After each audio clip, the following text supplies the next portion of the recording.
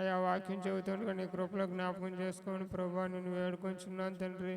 కొన్ని హెచ్చరికలు ఇస్తూ ఉండగా ప్రభా అయా తండ్రి ప్రభా అయా మమ్మల్ని మేము సరి చేసుకోవడానికి సహాయం చేయమని ప్రభా నేను వేడుకొంచున్నాం. నీకు స్తోత్రాలు చెల్లిస్తూ ఉన్నాం. మా ఆత్మీయాభివృద్ధికి సహాయపడమని ప్రభా వేడుకొంచున్నాను తండ్రి. వాక్యం చెబుతుండగా నీ కృపలో జ్ఞాపకం చేసుకోమని యేసుక్రీస్తు అతి పరిశుద్ధ నామములో ప్రార్థన చేస్తున్నాం నా తండ్రి. ఆమేన్.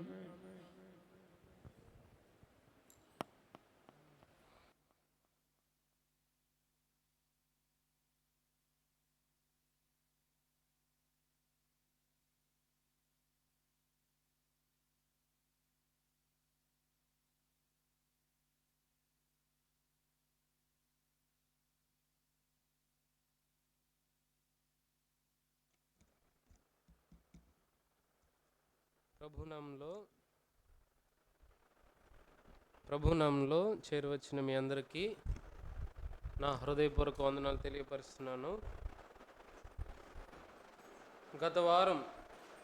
గత ఆదివారం మనం మరి విశ్వాస జీవితం, విశ్వాసపు పరుగు పందెం గురించి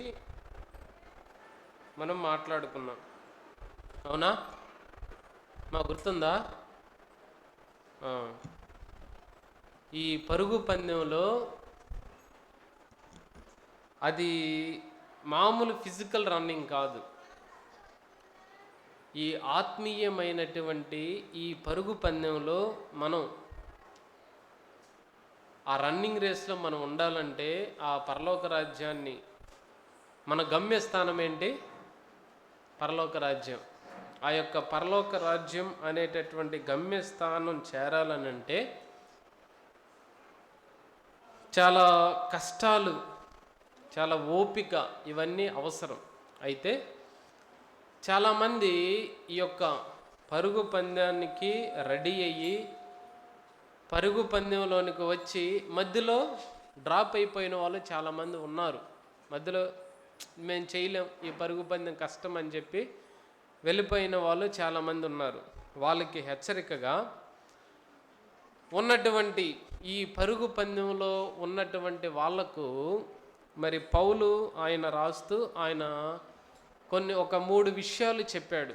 నువ్వు పరుగు పందెంలో పరిగెత్తేటప్పుడు చాలా కష్టంగా ఉంటుంది కాబట్టి నీకు ముందుగా ఎవరైతే ఈ పరుగు పందెాన్ని పరిగెత్తారో, అనగా ఈ విశ్వాస జీవితంలో నువ్వు కొనసాగేటప్పుడు నీకు ముందుగా ఉన్నటువంటి సాక్షి సమూహాన్ని నువ్వు చూడాలి. ఏం చూడాలని చెప్పాడు? నీకు ముందుగా ఉన్నటువంటి సాక్షి సమూహాన్ని నీవు అంటే నీకు ముందుగా విశ్వాస జీవితాన్ని కడముట్టించి దేవుని రాజ్యం కొరకు ఎదురు చూచి నమ్మకంగా దేవుని పరిచర్యలో కొనసాగినటువంటి విశ్వాసులైనటువంటి మోషేని, దావీదుని, యోసేపుని, ఇంకా మన మధ్యలో ఉన్నటువంటి సేవకులను చూచి మీరు ముందు కదలాలని చెప్పాడు మొదటి విషయంగా. రెండో విషయంగా ఏం చెప్పాడంటే పరిగెత్తేటటువంటి మీరు ప్రతి భారమును సులువుగా చిక్కులు పెట్టే పాపాలను వదిలిపెట్టి పరిగెత్తాలని చెప్పాడు, రెండో పాయింట్. మూడవదిగా ఏం చెప్పారంటే ఎవరిని చూస్తూ పరిగెత్తాలంట? యేసు ప్రభువును చూస్తూ పరిగెత్తాలి అని చెప్పాడు. మనం అట్లాగా ఒక 12-11 వచనాల వరకు మనం ధ్యానించుకుందాం. మరి ఆరాధనకు సహాయకరంగా ఈ 12వ వచనం దగ్గర నుంచి కొన్ని మాటలు మనం ధ్యానించుకుందాం ఒక 10 నిమిషాల్లో. సరే చూడండి, హెబ్రీయులకు రాసిన పత్రిక 12వ అధ్యాయమును 12వ వచన భాగం మనం గాను చూచినట్లయితే, హెబ్రీయులకు రాసిన పత్రిక 12వ అధ్యాయం 12వ వచనం మనం చూచినట్లయితే, కాబట్టి వడలిన చేతులను సడలిన మోకాళ్ళను బలపరచుడి, మరియు కుంటుకాళ్ళు బెనకక బాగుపడు నిమిత్తము మీ పాదములకు మార్గములను సరళము చేసుకొనుడి. చూడండి ప్రియమైన దేవుని బిడ్డలారా, ఇక్కడ 12వ వచనంలో ఏం చెప్తున్నాడంటే, పైన ఈ 3 మాటలు చెప్పేసిన తర్వాత కాబట్టి దేర్ ఫోర్ అని చెప్పి ఆయన ఏమంటున్నాడంటే వడలిన చేతులను, అంటే ఇప్పటి వరకు ఈ పరుగు పందెంలో మనం వెనక్కి వెళ్ళిపోదాం అని అనుకుంటున్నారే మీరు, కాబట్టి వడలిన చేతులను సడలిన మోకాళ్ళను బలపరచుడి. ఇప్పుడు పరుగు పందెంలో ఎవరైనా ఈ రన్నింగ్ రేస్లోకి వెళ్ళేవాళ్ళు పరుగు పందెంలో డైరెక్ట్గా పరుగు పందెంలోనికి వెళ్ళిపోరు. దానికి ముందు వారు ఏం చేస్తారంటే చాలా కఠోరమైనటువంటి శ్రమ చేస్తారు. అంత ఈజీగా పరుగు పందెంలోనికి వెళ్ళిపోరు. దానికి ముందు వారు పొద్దున్నే లేస్తారు, జాగింగ్ చేస్తారు. ఏ ఫుడ్, బిర్యానీ ఎంత పెడితే ఎంత తినరు కడుపు నిండా. వారు మితమైనటువంటి ఆహారం మాత్రమే తీసుకుంటారు. ఎందుకంటే రన్నింగ్ రేస్లో పరిగెత్తాలి కాబట్టి. ఏది పడితే అది తీసుకోరు, డైట్ మాత్రమే వారు తీసుకుంటారు. ప్రియమైన దేవుని బిడ్డలారా, మనం కూడా ఈ విశ్వాసపు పరుగు పందెంలో పరిగెత్తేటప్పుడు మనం కూడా ఈ విశ్వాసపు పరుగు పందెంలో మనం కూడా పరిగెత్తేటప్పుడు ఎలాగ పడితే అలాగ ఉండకూడదని హెచ్చరిస్తూ ఉన్నాడు. ఏది పడితే అది తినకూడదని హెచ్చరిస్తూ ఉన్నాడు.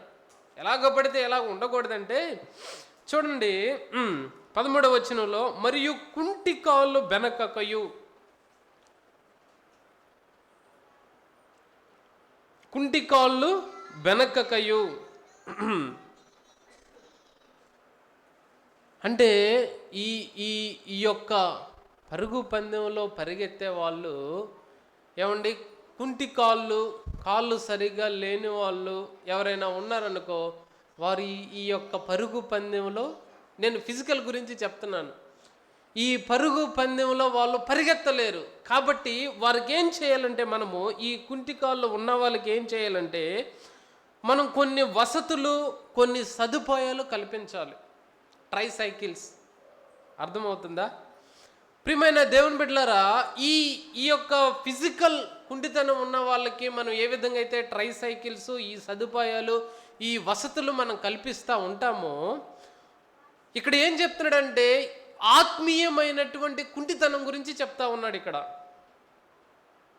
ఆత్మీయమైనటువంటి కుంటితనం అంటే ఏమండి, దానికి ముందు వచ్చిన మనం చూసి సరిగ్గా ప్రార్థన చేయకపోవడం, ఏమండి మోకాళ్ళు వేసి చేతులు ఎత్తి మనం సరిగ్గా ప్రార్థన చేయకపోవడం, ఇది ఎటువైపుకు తీసుకువెళ్తుందంటే, నడిపిస్తుందంటే ఆత్మీయమైనటువంటి కుంటితనం వైపుకు ఇది నడిపిస్తుంది.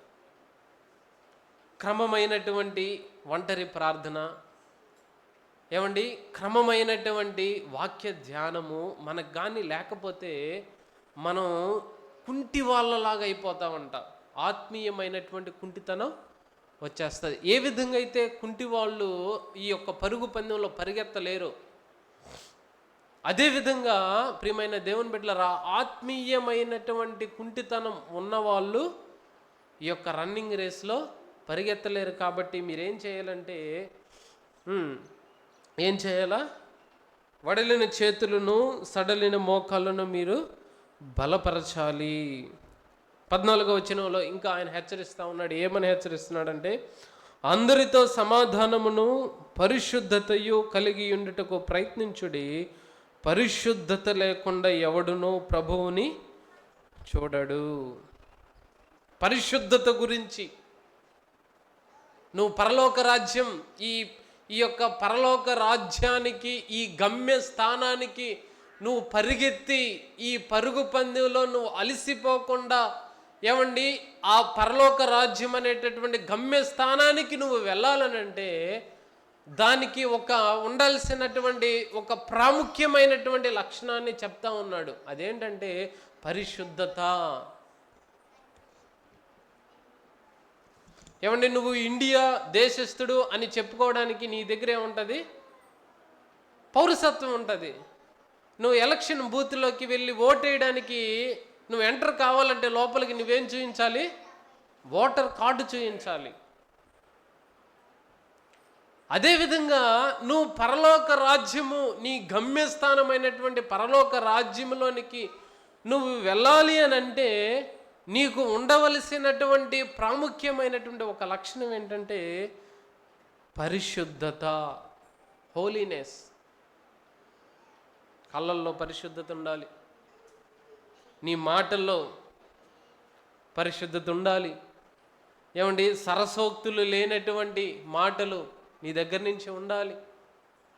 కంటికి దీపం, ఏమండి, నీ దేహానికి దీపమైనటువంటి నీ కన్ను ద్వారానే పాపం లోపలికి వెళ్ళిపోతూ ఉంటుంది. నువ్వు చూసేయి, ఏం చూస్తూ ఉన్నావు, నువ్వు వినేయి, చెవుల ద్వారా లోపలికి వెళ్ళిపోతాయి, ఏమి వింటా ఉన్నావు. ఏమండి, పరిశుద్ధత లేకుండా అక్కడ ఏం చెప్తున్నాడంటే ఎవడును ప్రభువుని చూడడు. ప్రాముఖ్యమైనటువంటి, ఏమండి, అద్భుతమైనటువంటి పాయింట్ ఏం చెప్తున్నాడంటే పరిశుద్ధత, హోలీనెస్. ఏమండి, ఈ రోజుల్లో సంఘాలు ఎక్కువగా పాపం గురించి మాట్లాడరు. ఎందుకంటే అది కష్టంగా ఉంటుంది. పాపం గురించి చెప్తా ఉంటే కష్టంగా ఉంటుంది. ఏంది పొద్దుగోకులు ఇదే చెప్తున్నారని. ఏమండి, పాపాన్ని నువ్వు విడిచిపెట్టకపోతే, దేవునితో సమానమైనటువంటి ఆ పరిశుద్ధత మనం కానీ సంపాదించుకోకపోతే, ఇక్కడ ఏం చెప్తున్నాడంటే ఈ పరుగు పందెంలో నువ్వు గమ్యం వరకు వెళ్ళొచ్చు, ఏదో పడతా లేస్తా గమ్యం వరకు వెళ్ళొచ్చు, కానీ అంతిమంగా నువ్వు కానీ ఆ పరిశుద్ధత సంపాదించుకోలేకపోతే నువ్వు ఆ పరలోక రాజ్యంలోనికి నువ్వు అడుగు పెట్టలేవు. పోలింగ్ బూత్లోకి వెళ్ళడానికి ఏ విధంగా అయితే ఓటర్ కార్డు చూపించకపోతే నిన్ను లోపలికి పంపించరో, ట్రైన్లోకి నువ్వు జర్నీ చేయడానికి లోపలికి వెళ్ళినప్పుడు ట్రైన్ టికెట్ లేకపోతే నీకు ఎలాగైతే ప్రవేశం లేదో, ప్రియమైన దేవుని బిడ్డలారా, ఈ పరిశుద్ధత, ఈ అపవిత్రత లేనటువంటి జీవితము, కంప్లీట్ హోలీనెస్, ఏమండి, దూతలు మన ఇంట్లో సంచారం చేయాలి. అంత పరిశుద్ధతను మనం సంపాదించుకునేటటువంటి ప్రాముఖ్యమైనటువంటి ఘట్టములోనికి మీరు రావాలి అని చెప్పి పౌలు ఏం చేస్తున్నాడంటే, మరి ఈ మాటలు ఈ పరుగు పందెంలో ఉన్న వారికి చెప్తా ఉన్నాడు. ఇంకొక మాట ఆయన ఏం చెప్తాడంటే, ఏమంటే 15వ వచనం, మీలో ఎవడైనను దేవుని కృపను పొందకుండా తప్పిపోవునేమో అనియు, ఏమండి, ఏం చెప్తాడంటే చేదైన వేరు. 15వ వచ్చిన భాగం 12వది ఏం చెప్తున్నాడు? చేదైన వేరు ఏదైనా మొలిచిందేమో మీలో ఒకసారి చూసుకోమని చెప్తున్నాడు. చేదైన వేరు అంటే ఏంటి? కోపం. ఏమండి, క్షమించలేనటువంటి స్థితి, చెడ్డ మాటలు, కొండెములు చెప్పుకోవడం, ఏమండి, కుళ్ళిన పరిస్థితి, విషం కక్కడం ఇతరుల మీద. ప్రియమైన దేవుని బిడ్డలారా, గుసగుసలు ఇతరుల గురించి, ఏమండి, ఇవన్నీ ఏంటంటే చేదైనటువంటి వేరు. చేదైన వేరు మీలో ఒకవేళ మొలిచినదేమో మీరు ఒకసారి పరిశీలించుకోవాలి అని ఇక్కడ పౌలు ఈ పరుగు పందెంలో, ఈ విశ్వాసపు యాత్రలో, ఈ విశ్వాసపు జీవితంలో ఏమంటే పరిగెత్తేటటువంటి మనకి చెప్తా ఉన్నాడు. ఏమండి, ఎన్ని హెచ్చరికలు ఇక్కడ చేశాడంటే, ప్రతి భారమును, అనగా మనల్ని మనం చూసుకోవాల్సిన వచ్చినప్పుడు ప్రతి భారం, ప్రతి పాపాన్ని, సులువుగా చిక్కులు పెట్టే పాపాలను, ఏమండి, శిక్షా ఫలమును మనం తీసుకోవాలి, విసుగకూడదని చెప్తున్నాడు. కుంటికాలు ఏమైనా ఉందేమో చూసుకోమని చెప్తున్నాడు. పరిశుద్ధత లేకుండా నువ్వేమన్నా ఏదో వస్తున్నావు పోతున్నావేమో జాగ్రత్తగా చూసుకోమని చెప్తున్నాడు. ఒకవేళ చేదైన వేరు ఏదైనా మొలిసిందేమో అది కూడా పరిశీలించుకోమని చెప్తా ఉన్నాడు. ప్రియమైన దేవుని బిడ్డలారా, ఇవన్నీ మనం వస్తూ ఉన్నాం, ఆరాధనకు వస్తూ ఉన్నాం, పోతా ఉన్నాం. ఇవన్నీ మనం లోపల పరిశోధించుకోకపోతే మనం చేరవలసినటువంటి గమ్యస్థానం ఏంటి? పరలోక పరిశుద్ధమైనటువంటి జీవితం. ఈ రోజుల్లో యవ్వనస్తులకి పరిశుద్ధత ఉండట్లేదు. ఏమండి, చిన్న పిల్లల్లో పరిశుద్ధత ఉండట్లేదు. 70 సంవత్సరాలు వచ్చిన వాళ్ళల్లో పరిశుద్ధత ఉండట్లేదు. ఏ ఒక్కరిలో పరిశుద్ధత కనిపించట్లేదు, ఎవరిలో కనిపించట్లేదు. ఏమండి, దానిని అంత ప్రాముఖ్యంగా కూడా ఎంచనటువంటి ఆ పరిస్థితిలోనికి వచ్చేసాం. పాపముగా చూడనటువంటి దృక్పథంలోనికి మనం వచ్చేసాం. కాబట్టి చేదైన వేరు ఏదైనా మనలో మొలుస్తుందేమో చూసుకోమని చెప్తూ ఏశావును గురించినటువంటి ఒక హెచ్చరిక ఇచ్చాడు. ఏశావు ఆ వచనంలో మీరు చూసినట్లయితే 16వ వచనం చూసినట్లయితే ఏశావు ప్రియమైన దేవుని బిడ్డ ఒక హెచ్చరికగా ఒక ఏశావుని ఇక్కడ తెలియపరుస్తూ ఉన్నాడు. ఒక పూట కూటి కొరకు తన జ్యేష్ఠత్వపు హక్కును అమ్మివేసిన ఏశావు వంటి భ్రష్టుడైనను వ్యభిచారి అయినను ఉండునేమనియో జాగ్రత్తగా చూచుకోవాలి. అనగా ప్రతి దినము ఈ ప్రయాణంలో, ఈ విశ్వాసపు యాత్రలో, ఈ యొక్క పరుగు పందెంలో నువ్వు వెళ్ళేటప్పుడు ప్రతిరోజు పడుకునేటప్పుడు ఏం చేయాలంటే జాగ్రత్తగా పరిశీలించుకోవాలి. నేను ఎక్కడైనా తిండి కోసం అమ్ముడిపోయానేమో. ఏశావు దేనికోసం అమ్ముడిపోయాడు? తిండి కోసం, చిక్కుడుకాయల కూర కోసం. జ్యేష్ఠత్వాన్ని అమ్మేసుకున్నాడు. ఏమని హెచ్చరిస్తా ఉన్నాడు? ఏశావు వంటి భ్రష్టుడైనను,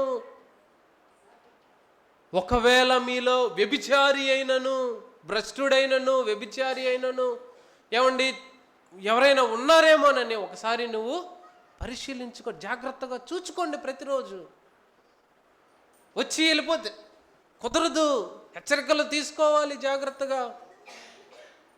ఈరోజు లేచిన కాడి నుంచి నేను పడుకునే వరకు నేను ఎలాగున్నాను, ఏం చేశాను, సమయాన్ని ఎలా ఖర్చు పెడుతున్నాను, దేవునికి విరుద్ధంగా నేను ఏమి చూశాను, ఏం చేస్తున్నాను, ఏమి మాట్లాడుతున్నాను, నా కళ్ళు ఏమి చూస్తున్నాయి, నా చెవులు ఏమి వింటున్నాయి, ఇవన్నీ జాగ్రత్తగా చూసుకోవాలి.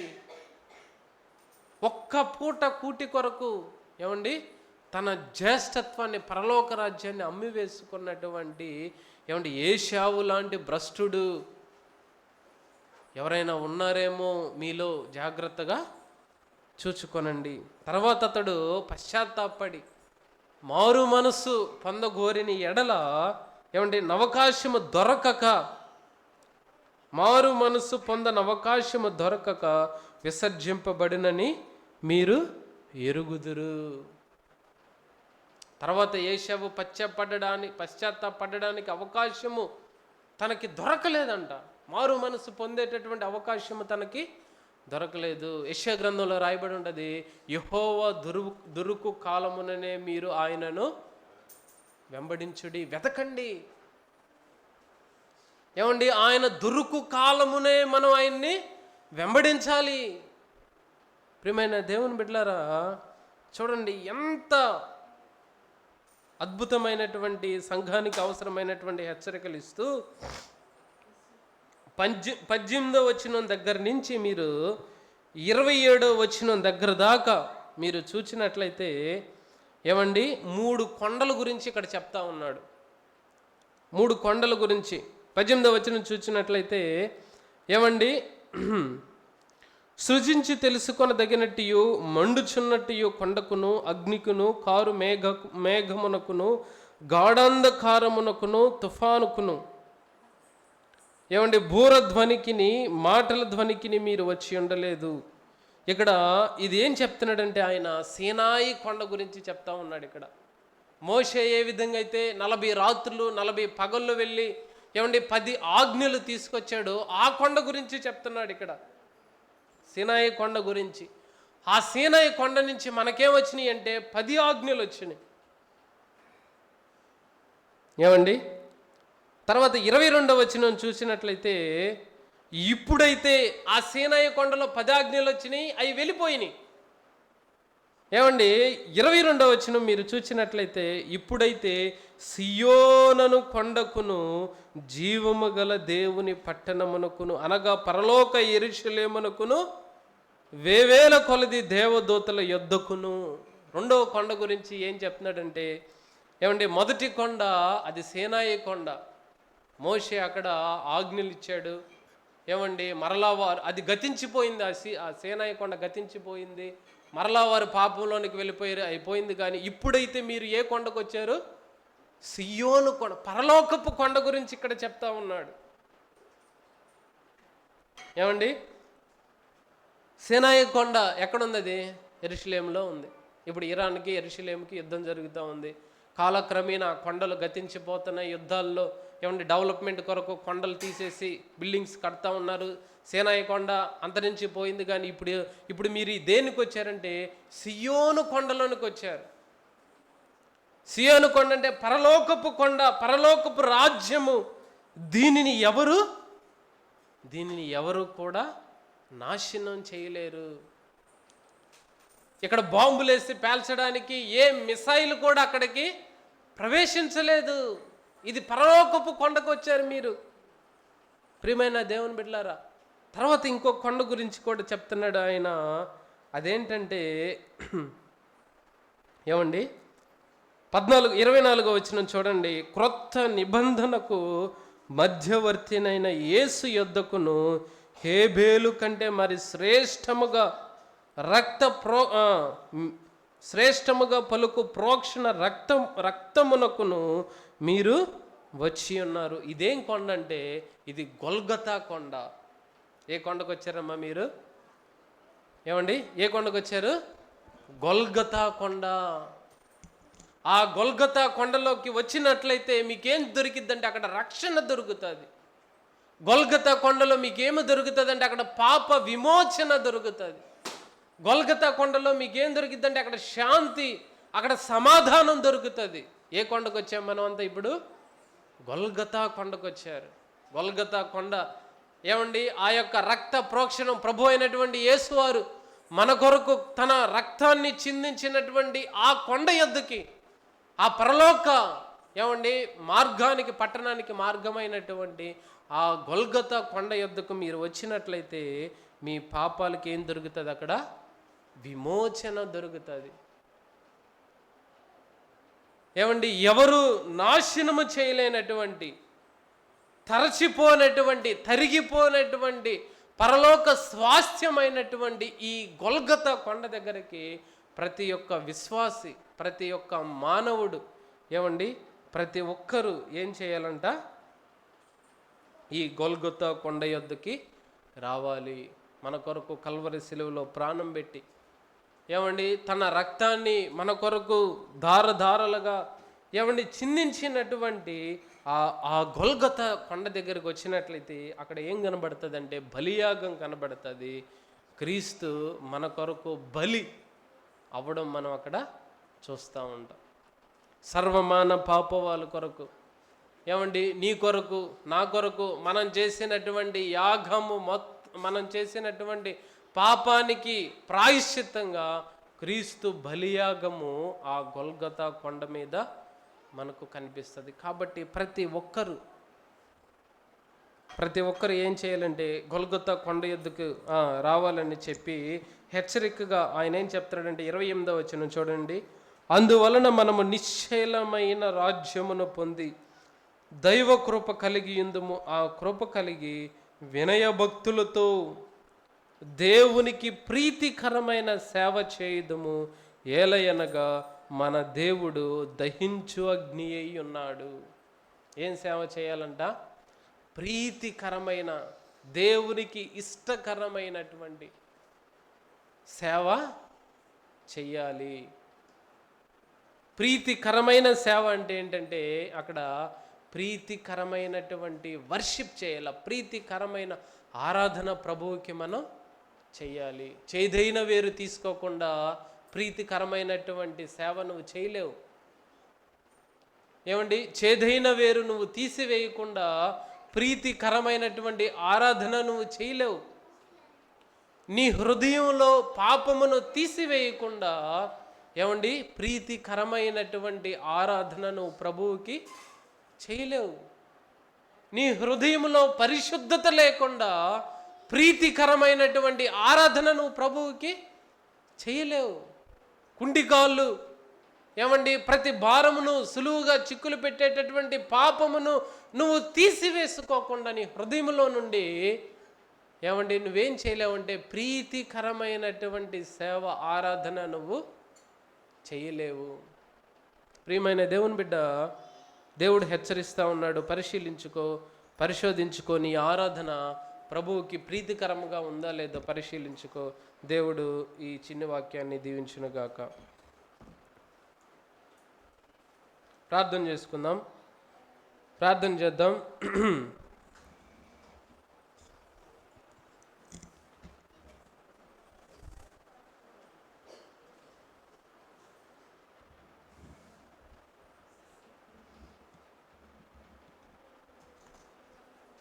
ప్రార్థన చేద్దాం కొద్ది నిమిషాలు.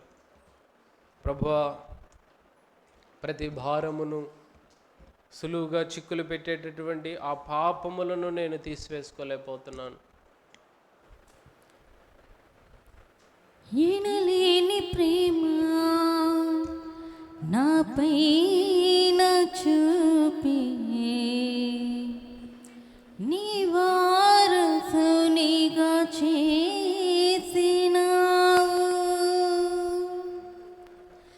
ఎనలేని ప్రేమ నాపైన చూపి నీ వారసునిగా చేసినావు. నీ ప్రేమను నేను చాటెదా, నా సర్వం నీవే యేసయ్యా. నీ ప్రేమను నేను చాటెదా, నా సర్వం నీవే యేసయ్యా. ఎనలేని ప్రేమ నాపైన చూపి నీ వారసునిగా చేసినావు. ఎనలేని ప్రేమ నాపైన చూపి నీ వారసునిగా చేసినావు. నీ ప్రేమను నేను చాటెదా, నా సర్వం నీవే యేసయ్యా. నీ ప్రేమను నేను చాటెదా, నా సర్వం నీవే యేసయ్యా. ఎనలేని ప్రేమ నాపైన చూపి నీ వారసునిగా చేసినావు.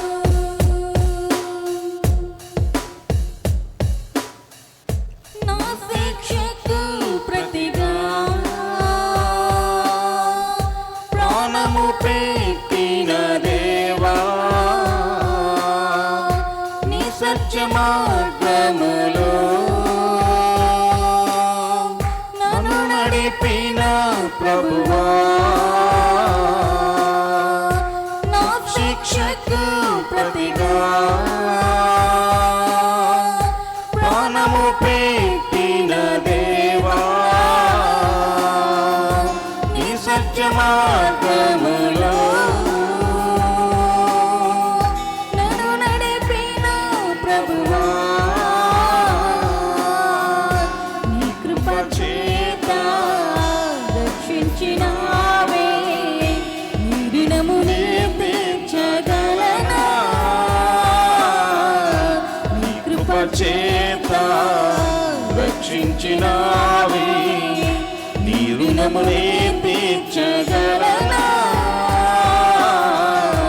ఎనలేని ప్రేమ నాపైన చూపి నీ వారసునిగా చేసినావు. నీ ప్రేమను నేను చాటెదా, నా సర్వం నీవే యేసయ్యా.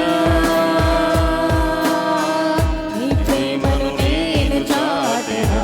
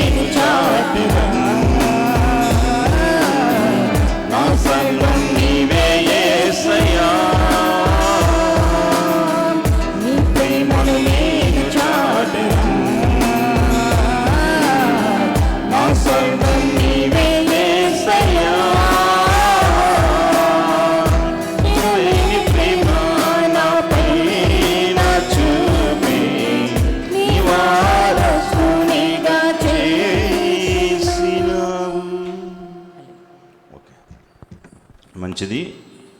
సోదరి ఆ పాట ఎందుకు ఎంచుకుందంటే, ఈరోజు ప్రపంచం మొత్తం ఒక డే జరుపుకుంటుంది. ఏ డే అండి? Father's day. తండ్రి లేని నాకు పరమ తండ్రిగా నీవు ఉన్నావయ్యా అని చెప్పేసి చక్కని ఫాదర్స్ డే సాంగ్ అది చక్కగా పాడింది. దేవునికి మహిమ కలుగును గాక. ఈరోజు ప్రపంచం మొత్తం ఫాదర్స్ డే జరుపుకుంటున్నారు. అయితే కొంతమంది జీవితాల్లో అది స్టేటస్లకే పరిమితం అవుతుంది. ఆ తండ్రి ప్రేమను పొందుకోలేని వారుగా ఉన్నారు. ఎవరంటే నాలాంటి వాళ్ళు. ఎందుకంటే మా నాన్న లేరు కాబట్టి. సో తండ్రి ఉన్నవాళ్ళు ఆ ప్రేమను పొందుకొని దేవుని కృపలో వర్ధిల్లుతారు. అయితే ఒక తండ్రిగా దేవాతి దేవుడు సోదరులకి ఇచ్చిన బాధ్యత బహు గొప్పదండి. కనిపించకుండా ఆ కుటుంబాన్ని నడిపించి ఒక నావికుడిగా ముందు కొనసాగుతుంటాడు. తల్లి శ్రమే కనిపిస్తుంది కానీ తండ్రి శ్రమ కనిపించదండి. అలాంటి గొప్ప తన ప్రాణాన్ని లేకపోతే తన యొక్క శ్రమను మొత్తాన్ని ఒకసారి పిల్లల కోసమే పెడతాడండి. ఒక ఉద్యోగం చేస్తే లేకపోతే పనిచేసే తండ్రిని అడిగామనుకోండి, ఎందులో కష్టపడుతున్నావు అని అన్నారనుకోండి, ఆ తండ్రి ఏం చెబుతాడండి? నా బిడ్డలయ్యా, నా బిడ్డల కోసం కష్టపడుతున్నాను అంటారు. కనుక తండ్రులు చాలా గొప్పవారు, తన జీవితాన్ని త్యాగం చేశారు. అంత మాత్రమే బైబిల్లో కూడా చాలా మంచి తండ్రులు ఉన్నారు. యోబు కూడా తన బిడ్డల నిమిత్తం ఉదయాన్నే లేచి ప్రార్థన చేసే ఒక మంచి తండ్రిగా కనిపిస్తాడు. అంత మాత్రమే కదా, దావీదు కూడా తన యొక్క కుమారులకు సమకూర్చేటువంటి ఒక తండ్రిగా మనకు కనిపిస్తున్నాడు. అంత మాత్రమే కాదు, అబ్రహాము కూడా తన బిడ్డలకు విధేయత నేర్పేటువంటి ఒక మంచి తండ్రిగా మనకు కనిపిస్తున్నాడు. అంత మాత్రమే కాదు, యెహోషువ కూడా తన బిడ్డలకు భక్తిని నేర్పేటువంటి ఒక మంచి తండ్రిగా మనకు కనిపిస్తున్నాడు. ఇక్కడ ఉన్నటువంటి తండ్రులందరికీ ప్రత్యేకమైనటువంటి ఫాదర్స్ డే శుభాకాంక్షలు తెలియజేస్తున్నాం. తల్లులు మిగతా వారందరూ తండ్రులు ఒకసారి గట్టిగా చప్పట్లు కొట్టి మన అభినందన తెలియజేద్దాం. గట్టిగా చప్పట్లు కొట్టండి. దేవునికి మహిమ కలుగును గాక. మీ బిడ్డల నిమిత్తం తప్పకుండా ప్రార్థన చేయండి. తండ్రులు మీరందరూ దేవుడిచ్చిన బాధ్యతను మీరు నెరవేర్చాలని ప్రేమతో మిమ్మల్ని కోరుతున్నాం. అందరు తల వంచండి, కళ్ళు మూసుకునండి. వాక్పచనిత్వం సోదరు వెంకటరామయ్య గారు చిన్న ప్రార్థన చేసిన తర్వాత చాలా క్లుప్తమైన సందేశాన్ని మనము చెప్పుకొని మనం ముగించుకుని వెళ్దాం.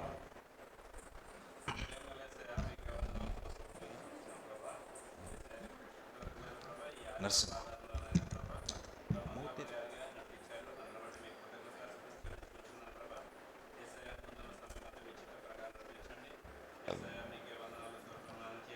ఒక్క బిడ్డను గురించి ప్రార్థన చేస్తున్నాం ప్రభా, సహాయం చేయండి. చేరువచ్చిన ప్రతి ఒక్క బిడ్డను గురించి నాయన ప్రభా మీ చిత్తం ప్రకారం నడిపించండి. ఇంకెవరైతే రాలేకపోయారో నాయన ప్రభా వారిని దయతో క్షమించమని అడుగుతున్నాం. మీ చిత్తమైతే నాయన ప్రభా వచ్చే ఆదివారం పాల్గొనడానికి సహాయం చేయమని అడుగుతున్నాం ప్రభా. అదేవిధంగా నాయన ప్రభా మీ దైవ జనులు వేసిన నాయన ప్రభా వాక్యం చెప్పబోచుండగా నాయన ప్రభా మా హృదయాలకు ఎటువంటి వాక్యం అవసరమో నాయన అటువంటి వాక్యాన్ని నాయన ప్రభా దైవజనుడి ద్వారా మాతో మాట్లాడండి నాయన ప్రభా.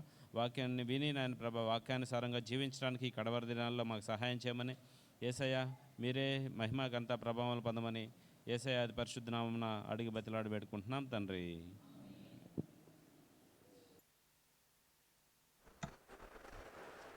మంచిది.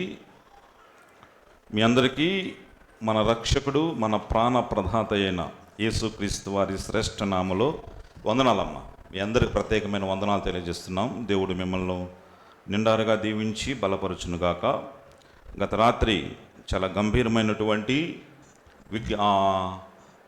ఆల్ నైట్ ప్రేయర్ జరిగింది. చక్కగా మీ అందరి నిమిత్తం ప్రార్థన చేశాం. రాను వాళ్ళ నిమిత్తం కాదులే, వచ్చిన వాళ్ళ నిమిత్తం. సో రాను వాళ్ళ కోసం ప్రార్థన చేశాం. మేము దేవుడు మరొక అట్టి అవకాశం ఇవ్వాలని. మీ యొక్క అవసరాలన్నీ ఇక్కడ స్లిప్పుల్లో రాసి ఉన్నాయి. గత రాత్రి వచ్చిన వాళ్ళ అవసరాలన్నీ. ఈ యొక్క స్లిప్పుల్ని నేను ఏం చేస్తున్నానంటే 3 గంటల ప్రార్థన ప్రతిరోజు జరుగుతుంది కదా వదనమ్మ, కుమార్ వదనమ్మ. ప్రతిరోజు ఒక 3-4 స్లిప్పుల నిమిత్తం ప్రార్థన చేయండి వదనమ్మ, ఓకేనా? ఈ యొక్క నెల మొత్తం మనం ఏం చేద్దామంటే ఒక 2 లేకపోతే 3 ఈ స్లిప్పుల్లో ఉన్నటువంటి కుటుంబాల నిమిత్తం మీరందరూ తప్పకుండా ప్రార్థన చేయాలని ప్రేమతో మనవి చేస్తున్నాను. ఓకేనా? పెట్టేసి అక్కడ కింద పెట్టేసి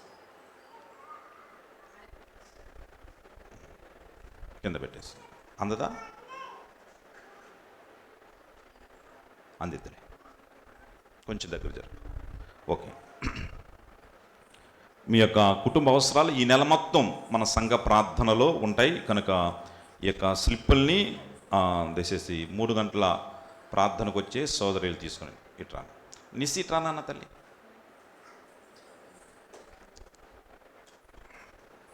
ఇవి కుమార్ అమ్మమ్మకి ఇచ్చేసరా ఆయనకు ఉంది. ఓకే, ప్రతిరోజు 3 అక్క అన్నపూర్ణ అక్క మీరు వస్తారు కదా, ప్రతిరోజు 3 కుటుంబం మీ ప్రార్థన మీరు చేసుకోండి. ఒక 3 కుటుంబాలకి ఎక్స్ట్రాగా ప్రార్థన చేయండి. ఓకేనా? ఓకే, మంచిది. ఓకే, దైవ గ్రంథం